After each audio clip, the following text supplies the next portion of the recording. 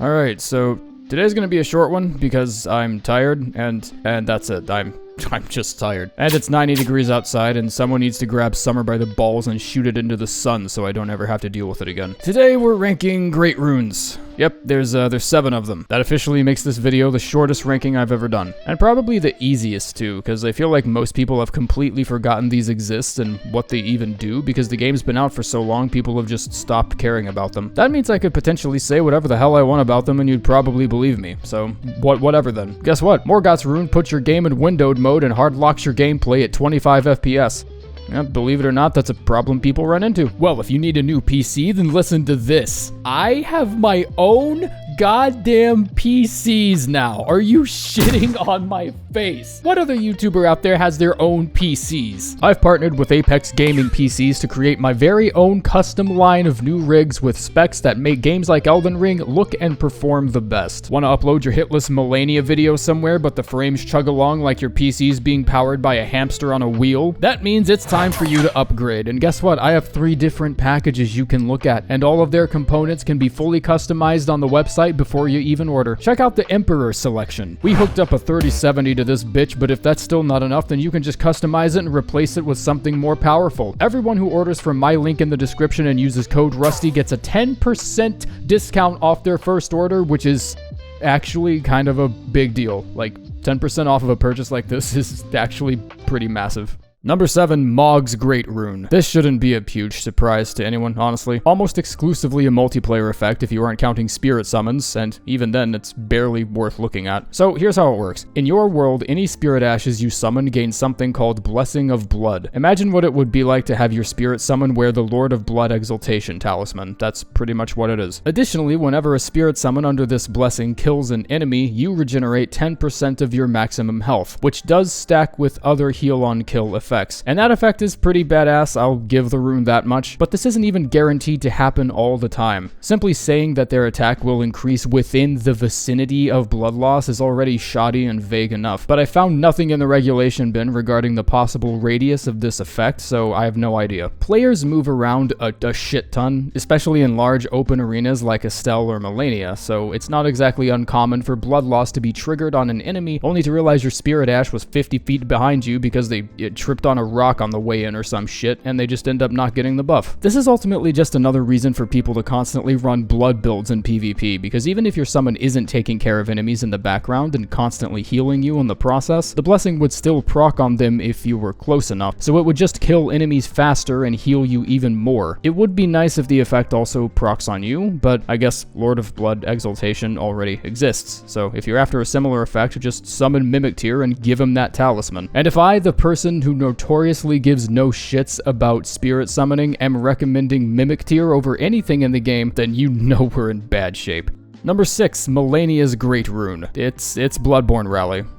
That's all it is. Don't get me wrong, there are some huge benefits to explore if you have a quicker weapon like a katana or a dagger, and power stancing them is doubly ideal, but anything slower than a regular old sword and you might as well just take it off, because this rune handicaps your Crimson Flask down to 70% its usual efficiency. That's a problem. That's a pretty big problem. Sure, just slap on Crimson Seed Talisman and act like it's not even there. Why are you complaining so much? Yeah, you know, I could do that. You know what I could also do? Not dedicate a whole talisman slot to a penalty that isn't even fully nullified by it. Anything could go there. I could be using that slot for like a Godfrey icon or something. I just feel like I'm missing out on so much when I have this rune equipped. The amount restored per hit is ultimately dependent on the type of weapon and the type of attack you're committing to. You're always going to restore more health at a time from a great sword than you will a dagger, which means the benefits you'll get from the great rune will depend almost solely on the type of build that you have. It obviously works well if you're using it in tandem with damage mitigation tools like Endure or Dragon Crest talismans, because that's less damage you'll have to compensate for by staying aggressive in battle. And AoE weapon skills and spells like Blood Boon Ritual or Devourer of Worlds can proc the effect among a cluster of enemies, so if you're worried about tanking damage in the process of a big spell, this Great Rune is usually an okay choice to have equipped. But outside of that, all I find myself thinking about is how different this game really is from Bloodborne. In Bloodborne, your character was faster than fuck no matter what build you had, with a couple obvious exceptions. So it was much much easier for the rally system to actually pull a good bit of weight. In Elden Ring, trying to slap fight an enemy to death is almost always a bad idea. It doesn't translate over well. It's not good.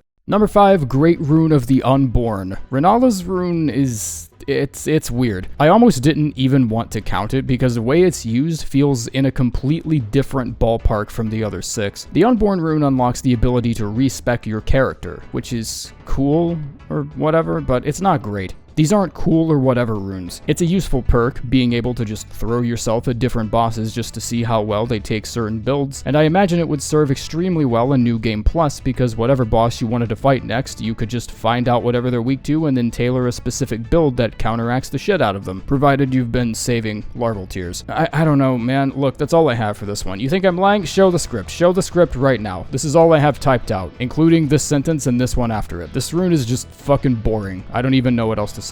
Number 4, Rykard's Great Rune. This thing is a health siphon machine, probably one of the best in the game. 7% plus 80 HP per enemy killed, and that's on top of whatever heal on kill effects you have stacked up on yourself. So if you want to slap on Taker's cameo and the Blasphemous Blades weapon skill, you can be healing some massive amounts of HP, especially during the end game because those percentages only climb higher. This is obviously very insane for dungeons and otherwise casual exploring, which I think is a good thing to have because it's really easy to get caught up in how tools, abilities, and anything else in the game perform versus bosses, because that's just where you're going to see the most spectacle, and then you just judge whether or not it's a good thing to use based on how well it performs in that environment. Not everything needs to be a boss killer. It makes low-level dungeon running really fun, ritual sword and shield talisman builds become actually viable, and against duo bosses or ones with extra mobs like O'Neil, you can just grab an enemy and use him as a pseudo health flask. The benefits are nowhere near as ever-present as a great rune like Godric's, and it's not a rune I would consider having as a mainstay, but I think it's the rune I appreciate the most because health regen in any capacity is never not useful to have. Even in later New Game Plus iterations, you can just steamroll entire castles of enemies and only ever have to use 2 or 3 flasks, which gives it huge flexibility on so many different caster builds because you can then allocate those extra flasks over to Cerulean. It's a great,